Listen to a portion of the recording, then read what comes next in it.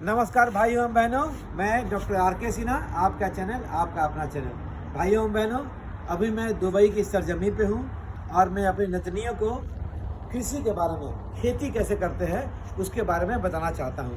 भाइयों एवं बहनों, पृथ्वी माता चाहे वो दुबई की हो या फिर भारत की हो या कहीं की हो, पृथ्वी माता बहुत विशाल और बहुत उपयोगी हैं और हमें चाहिए कि पृथ्वी माता का संरक्षण करें। तो मैं इन लोगों को खेती से संबंधित एक चीज़ बताना चाहता हूँ। 3-4 दिन पहले मैं कुछ सीड लाया था, इन लोगों को दिखाया कि देखो ये सीड है, ये सीड है, इसको कैसे हम लोग बोते हैं। ये सरसों का है, ये मेथी है, धनिया है। तो हम लोगों ने 4-5 दिन पहले सीड को मिट्टी में डाल दिया था। तो देखिए ये मिट्टी में डाला था, ये 10 दिन पहले डाल दिया था। और मैंने बताया था इन लोगों को कि देखो पृथ्वी माता इतनी महान होती हैं कि जब भी आप कुछ सीड डालोगी तो वो उसको अपने पास रखती नहीं है, उसको वापस तुम्हारे पास भेज देंगी। तो देखिए ये सीड है, ये सीड से ये सरसों का, ये मेथी का और ये धनिया का पत्ता निकला हुआ है। तो जितना सीड हमने डाला था वो सारा सीड यहाँ देखिए वापस आ गया है। तो इससे क्या हुआ, ग्रीनरी भी मिली और कुछ दिन बाद हमको खाने के लिए साग मिलेगा।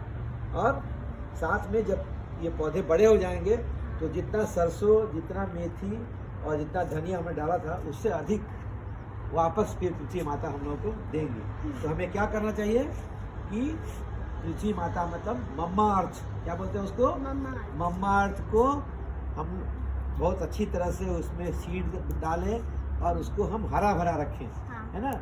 तो क्या होगा, ग्लोबल वार्मिंग नहीं होगी, हमको फसल ही मिलेगी खाने के लिए। और क्या होगा कि सांस लेने के लिए ऑक्सीजन मिलेगा, है ना। बारिश होने से रुकेगा, बारिश रुकेगी ना बारिश होने से। और जो प्लांट है, वो प्लांट के रूट हैं, उस सॉइल को उसको होल्ड करके रखेंगे तो कहीं कहीं जो बाढ़ आती है वो भी नहीं होगा। और ये फर्टिलाइजर जो है ना, हाँ वो फर्टिलाइजर के पहले नाइट्रोजन, ऑक्सीजन सबका बैलेंस जो है वो एनवायरनमेंट में रहेगा। ठीक है, तो तुम लोग समझ गए? कृषि के बारे में कुछ जान लिया ना तुम लोग? Thank you very much. तालियां। Emergency paper. हाँ। डालो। नमस्कार भाइयों एवं बहनों, मैं डॉक्टर आर.के. सिन्हा, आपका चैनल, आपका अपना चैनल। भाइयों एवं बहनों, ये मेरी नतनियां हैं, ये है मिहिका और ये नोसी, और ये दोनों अभी दुबई में हैं। और हम लोग अभी एक कहानी को कहने के लिए हमने ये सेट बनाया है। ये देखिए सेट, ये बीरबल की खिचड़ी वाला सेट है। और मैं इन दोनों को दाद देता हूँ कि इन लोगों ने काफ़ी प्रयास करके इस सेट को तैयार किया है। और अब मैं अपनी कहानी शुरू करता हूँ इन लोगों को। नोशी और मिहिका, तुम लोगों को पता है एक कहानी? नहीं। मैं बता रहा हूँ। एक बार राजा अकबर थे, छुओ मत उसको, गिर जाएगा। एक बार राजा अकबर थे, तो राजा अकबर ने पूरे राज्य में मुनादी पिटवा दी, अनाउंसमेंट करवा दिया कि जो आदमी कोई बहादुरी का काम करेगा उसको हम लोग एक इनाम देंगे। एक आदमी बोला कि ठीक है, मैं रात भर, है ना, रात भर यमुना के ठंडे पानी में रहूँगा और यमुना के पानी में रह करके और मैं मरूंगा नहीं और ठिठरूंगा नहीं और जरा भी मैं कष्ट में नहीं रहूँगा। रात भर वो ठंडे पानी में रहा और उसके बाद सुबह में राजा के पास गया इनाम के लिए। तो किसी ने उसको बोल दिया कि राजा को बोल दिया कि राजा, इससे पूछिए कि कैसे रह गया रात में।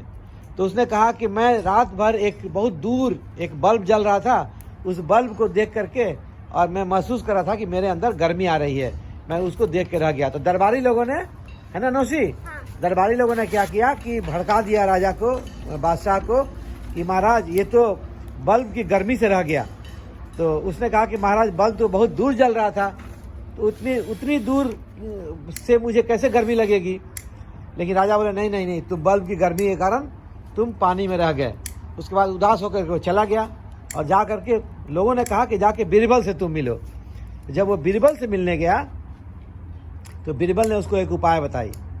और सुबह सुबह राजा जो है ना, हाथी पर चढ़ के जब टहलने जाते थे तो इस तरह का सेट बना दिया, ये बांस लगा करके, और ये नीचे एक चूल्हा जला दिया और ऊपर काफ़ी ऊंचा एक हंडी रख दिया। राजा वहाँ से गुजरे तो उसने पूछा, अरे तुम तो वही दरबारी हो यमुना वाले? बोला हाँ महाराज मैं वही हूँ। क्या कर रहे हो? तो बोला कि महाराज मैं कुछ नहीं कर रहा हूँ, बस खिचड़ी बना रहा हूँ। बोला खिचड़ी? तुम बेवकूफ़ हो क्या? चूल्हा नीचे है ना, और हंडी ऊपर है, खिचड़ी कैसे बनेगी? तो बोला महाराज मैं भी तो वैसे ही था, मैं यमुना में ठिठुर रहा था और बल्ब काफ़ी दूर था, लेकिन आपने तो लोगों की बात को मान लिया कि उस बल्ब से मुझे गर्मी लग रही होगी।